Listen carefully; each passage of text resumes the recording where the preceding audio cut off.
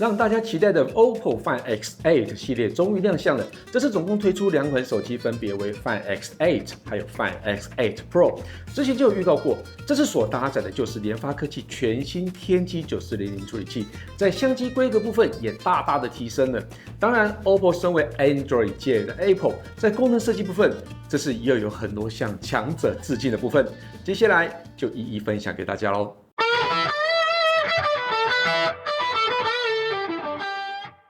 嗨，大家好，我是 Kissplay。今天我们要聊聊刚刚发表的 OPPO Find X8 系列。这2款手机将会在10月30号在中国上市。更特别的是，自从 OPPO Find X5 在台湾上市之后，接下来的 X6 跟 X7 系列都没有在台湾上市。但这次新推出的 OPPO Find X8 系列呢，台湾 OPPO 官方居然特地宣告，他们会引进哦。接下来我们就分享重要的产品资讯给大家。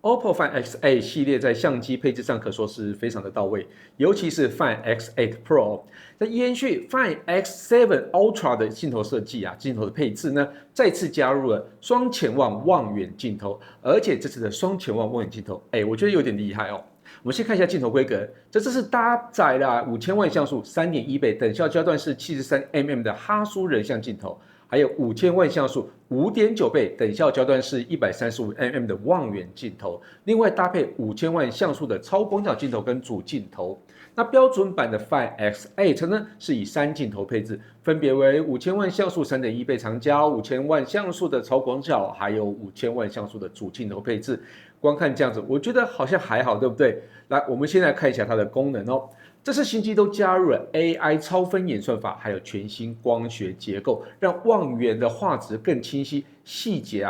更加精细哦。那照片品质我觉得是提升蛮多的我就看它的一些范例照的部分。这次望远镜头呢，重新设计结构，我认为非常的强大，也是最大的亮点。它采用导致的潜望结构。什么是导致呢？我们原本的感光元件都是垂直的摆放嘛。那垂直机身摆放，那这一次呢是可以变成水平的摆放，还有斜放在机身里面。这有什么用处呢？它在维持足够的光线路径同时呢，还能降低镜头模组的厚度。所以这次 OPPO Find X8 Pro 的镜头模组只提高了 3.58mm， 那 Find X8 呢更只有 3.01mm 哦，将以往中国品牌厚厚的大眼睛模组凸起降到最低哦，所以整个机身看起来好像真的比较薄一些了哦。那 OPPO 还加入不少有趣的拍摄模式，像是柔光人像，还有底片风格，尤其是底片风格，我觉得蛮喜欢的，让拍出来的照片更有氛围感而且 Find X8 Pro 还特别配置了抓拍快门键抓拍快起键，只要 0.4 秒就可以进入拍照画面。这个功能跟 Apple iPhone 16新推出的相机按钮功能，我觉得还蛮贴近的啦。你可以双击就可以直接抓拍还可以滑动变焦，功能真的我觉得蛮好用的，虽然是有跟 iPhone 有点像另外还有原框照片，这个也是它可以录制最多3秒的声音，还有动态影像，这个我觉得也是还算好用啦效能部分 ，Find X8 系列这次都搭载了联发科技天玑9400这款处理器，采用台积电3奈米制程，在安兔兔的跑分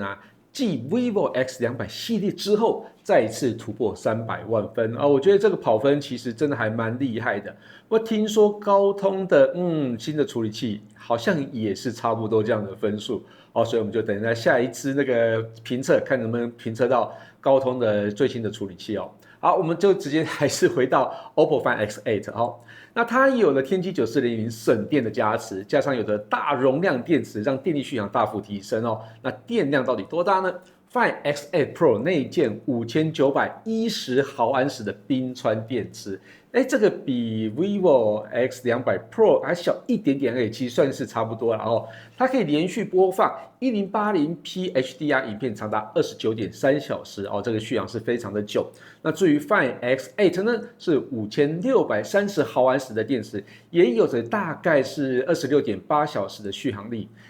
2款手机在充电部分都支援80瓦的有线闪充，还有50瓦的无线闪充，所以无论你是紧急想要充电或是日常去补电，我觉得这个都还蛮省时又方便的那为什么叫冰川电池呢？顾名思义，就可以在很冷的地方使用。它采用半固态电池，还有细负极的一个设计，可以在零下20度使用都没有问题啊！所以我觉得这个也是一个电池的趋势。Find X8 系列在外观还有萤幕设计部分哦，这边来聊一下。Find X8 Pro 提供黑色、白色、蓝色3种颜色。搭载6.87寸的等身微曲面显示器哦，解析度是2780×1264。那 Find X8 呢，则是有黑色、白色、蓝色还有粉红色4种颜色，搭载比较小的6.59寸平面萤幕哦，我觉得这个应该是蛮多人喜欢的。解析度呢是2760×1256，两款手机都有支援120赫兹的高更新率，峰值亮度高达4500 nits 哦。那搭配硬体级的低蓝光，还有高频 PWM 的调光技术，可以通过德国莱茵智慧护眼 4.0 认证所以我觉得这个也都是趋势啦哦。那外观设计部分，它采用超轻量航空铝合金的中框所以它重量会比较轻一点。还有双面呢，都是采用强筋盾的一个玻璃这个到底是什么玻璃，我真的不是很清楚啦。不过总之就是硬度跟强度都比较好的玻璃。那更重要的是支援 IP69、IP68的等级的防尘防水，整体的防护力上就完全不需要担心。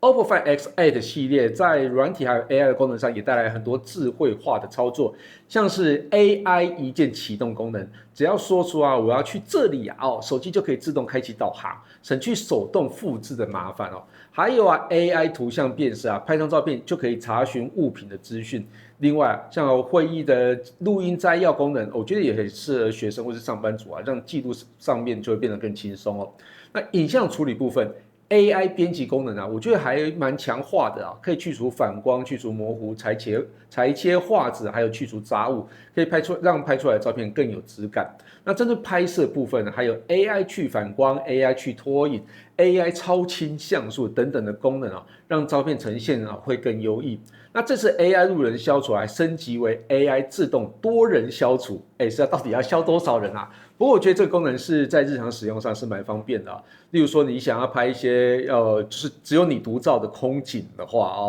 那这个就是可以把大家都消除掉，我觉得这个是很厉害的功能。那这次 Find X8 在跨平台档案分享上也是很厉害的它可以直接跟 iPhone 传输照片跟档案，也就是 Android 版的 AirDrop， 就是打破 Android 跟 iOS 就是装置之间的一些障碍我觉得这个应该 Google 自己要做吧，怎么会让 OPPO 去做呢？没关系，总之就是有了。那话说之前传出将会搭配 MagSafe这次并不是内建在手机中，而是采用众多手机第三方配件都会推出的磁吸保护壳。但这次OPPO 是推出官方版本，这也比较确定的是说可以确保手机内部不会受到这个 MagSafe 的磁力干扰。当然它一定会推出相关配件嘛，就像是磁吸的行动电源，还有 AirVolt 50瓦的磁吸无线充电器等等那当然它也可以支援 Apple MagSafe 的相关配件都可以去使用所以我觉得 OPPO 跟Apple 真的是还蛮 match 的嘛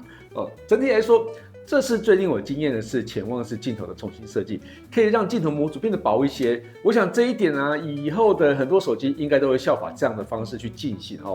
毕竟这样子的要塞进大的感光元件，又要让镜头变得更薄的话，这应该是最好的解法了吧？那众多与 Apple 相似的设计部分，到底是好还是不好呢？我想我这边有时间会跟大家再聊一下再开一集再聊一下。不过呢，我想好的功能是值得学习的。以上就是 OPPO Find X8 系列的介绍，感谢大家收看这期节目，希望大家也会喜欢这次内容。如果有任何建议或问题，也可以留言让我知道。我是 Kisplay， 我们下次见喽，拜拜。